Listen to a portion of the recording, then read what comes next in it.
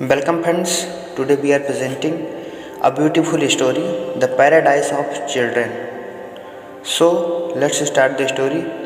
Long, long ago, when this world was in its tender infancy, there was a child named Epimetheus who never had either father or mother, and that he might not be lonely, another child, fatherless and motherless like himself, was sent by the gods to be his playfellow and helpmate. Her name was Pandora. The first thing that Pandora saw when she entered the cottage where Epiphanes lived was a great box, and almost the first question that she put to him was this: Epiphanes, what have you in that box? My dear little Pandora, answered Epiphanes, that is a secret, and you must be kind enough not to ask any question about it. The box was left here to be kept safely, and I do not myself know what it contains.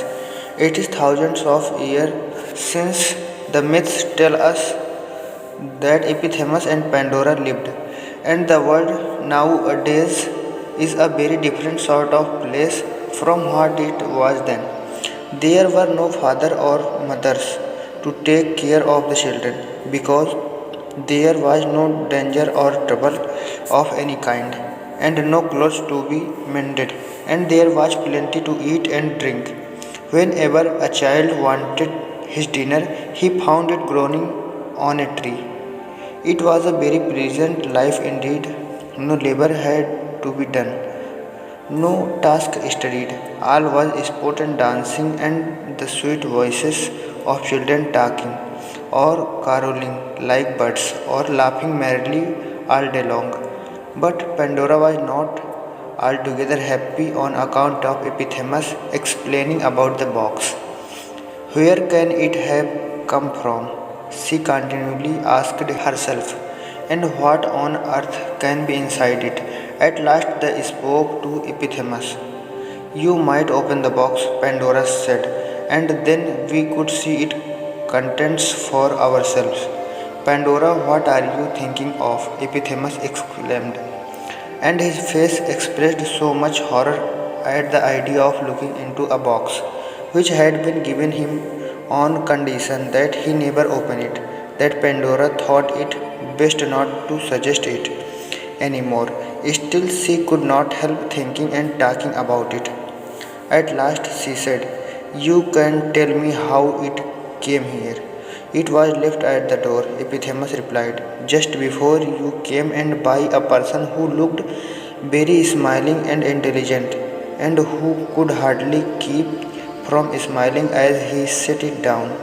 He was dressed in a odd kind of a cloak, and had on a cap that seemed to be made partly of feathers so that it looked as if it had been wings. What sort of a staff had he? Asked Pandora. Oh, the most curious staff that you ever saw, cried Epiphanes. It was like two serpents twisting around a stick, and was curved so naturally that I, at first, thought the serpents were alive. I know him, said Pandora thoughtfully. Nobody else has such a staff. It was Mercury, and he brought me here as well as the box. No doubt he intended it for me, and most probably it contains pretty dresses for me to wear, or toys for us both, or something nice for us to eat. Perhaps so, answered Epiphanes, turning away. But until Mercury comes back and gives his permission, we have neither of us any right to lift the lid. One day, not long after that, Epiphanes went to gather figs and grapes by himself without asking Pandora. Ever since she had come, he had heard about that box, nothing but the box, and he was tired of it. And as soon as he was gone, Pandora kneeled down on the floor and looked intently at it. It was made of beautiful kind of wood, and was so highly polished that Pandora could see her face in it. The edges of corners were curved with most wonderful skills. Around the edge there were figures of graceful men and women and the prettiest children ever seen, reclining or playing in garden and forest. The most beautiful face of all was done in high relief in the center of the box. There was nothing else save the dark, rich smoothness of the woods and this one face with a garland of flowers about its brow. The features had a kind of mischievous expression with all their loveliness, and if the mouth had spoken, it would probably have said, "Don't be afraid, Pandora. What harm can there be in opening a box? Never mind that poor, simple Epiphanes. You are wiser than he and have 10 times as much courage. Open the box and see if you do not find something very pretty." And one this particular day, when Pandora was alone, her curiosity grew so great that at last she touched the box. She was more than half determined to open it if she could. First, however, she tried to lift it. It was heavy, much too heavy for the slender strength of a child like Pandora. She raised one end of the box a few inches from the floor and then let it fall with a pretty loud thump. A moment afterward, she almost thought that she heard something stir inside the box. She was not quite sure whether she heard it or not, but her curiosity grew stronger than ever.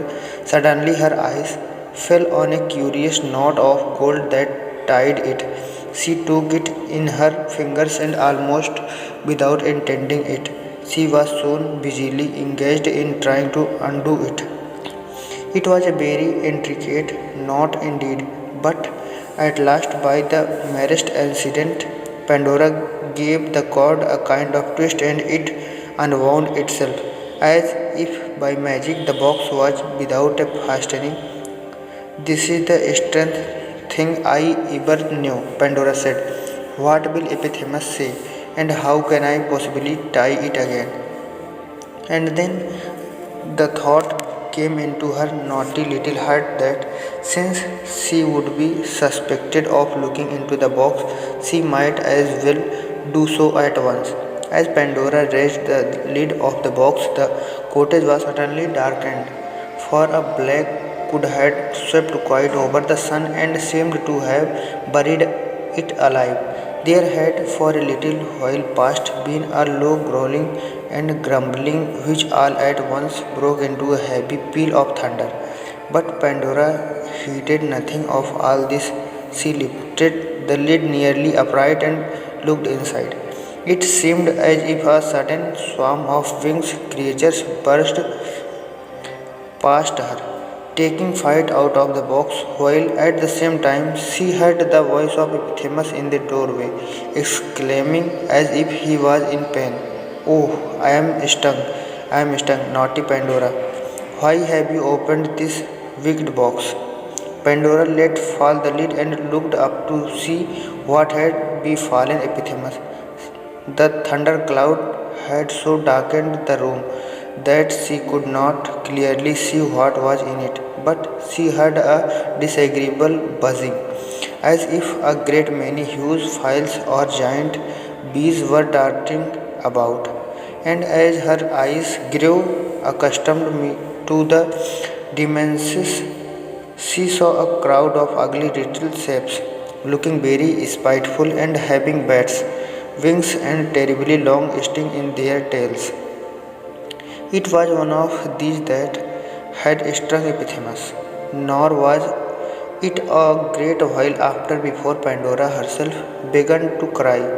An odious little monster had settled on her forehead and would have stung her very deeply if Epiphanes had not run and brushed it away. Now, if you wish to know what these ugly things were that made their escape out of the box, I must tell you that they were the whole family of earthly troubles. There were evil passions, there were a great many species of cares, There were more than 150 sorrows. There were diseases in a vast numbers of strange and painful shapes. There were more kinds of naughtiness than it would be of any kind of use to talk about. In short, everything that has since afflicted the soul and bodies of mankind had been shut up in the mysterious box given to Epiphanes and Pandora to be kept safely in order that the happy children of the world might never be molested by them. Had they been faithful to their trust, all would have gone well with them.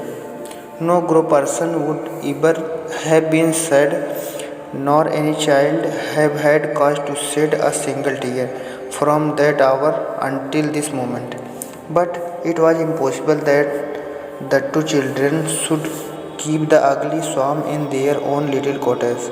Pandora flung open the windows and doors to try and get rid of them, and sure enough, away flew the wind's troubles, and so pestered and tormented the people everywhere about that none of them so much as smiled for many days afterward. And the children of the earth, who before had seemed ageless now, grew older day by day and came soon to be youths and madness, and men and women, and then old folks before they dreamed of such a things. Meanwhile, the naughty Pandora and Epiphanes remained in their cottage. Both of them had been painfully stung. Epiphanes sat down sullenly in a corner with his back to Pandora. As for poor little Pandora, she flung herself upon the floor and rested her head on the fatal box. She was crying as if her heart would break. Suddenly, there was a gentle little tap on the inside of the lid. What can that be? Cried Pandora, lifting her head. But Epiphanes was too much out of humor to answer her. Again the tap, it sounded like the tiny knuckles of a furry's hand. Who are you? Asked Pandora. Who are you inside of this dreadful box? A sweet little voice came from within saying, only lift the lid and you shall see. No, no, answered Pandora. I have had enough of lifting the lid. You need never think that I shall be so foolish as to let you out. Ah, said the sweet little voice again. You had much better let me out. I am not like those naughty creatures that have sting in their tails. They have no relation to me, as you would soon find out if you would only lift the lid. Indeed, there was a kind of cheerful victory in the tone that made it almost impossible to refuse anything which this little voice asked. Pandora's heart had grown lighter at every word that came from the box. Epiphanes, too, had left his corner and seemed to be in better spirits. Epiphanes, exclaimed Pandora, come what may, I am resolved to lift the lid. And as the lid seemed very heavy, said Epiphanes, running across the room, I will help you. So, with one consent, the two children lifted the lid. Out flew a sunny and smiling little personage and hovered about the room, throwing light wherever she went. Have you ever made the sunshine dance into dark corners by reflecting it from a bit of looking glass? Well, so appeared the winged cheerfulness of this fairy-like stranger amid the gloom of the cottage. She flew to Epiphanes and laid the least touch of her fingers on the inflamed spot where the trouble had stung him, and immediately the pain of it was gone. Then she kissed Pandora on the forehead, and her heart was cured likewise. Who are you, beautiful creature? Asked Pandora. I am to be called Hope, exclaimed the sunshiny figure. And because I am such a cheerful person, I was packed by the gods into the box to make amends for the swarm of ugly troubles. Never fear, we shall do pretty well in spite of them. Your wings are colored like the rainbow, exclaimed Pandora. How beautiful! And will you stay with us? Asked Epictetus forever and ever.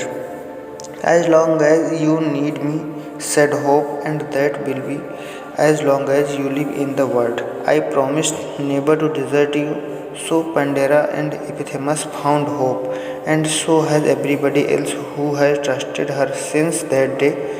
The troubles are still flying around the world, but we have that lovely and lightsome fairy Hope to cure their sting and make the world new for us.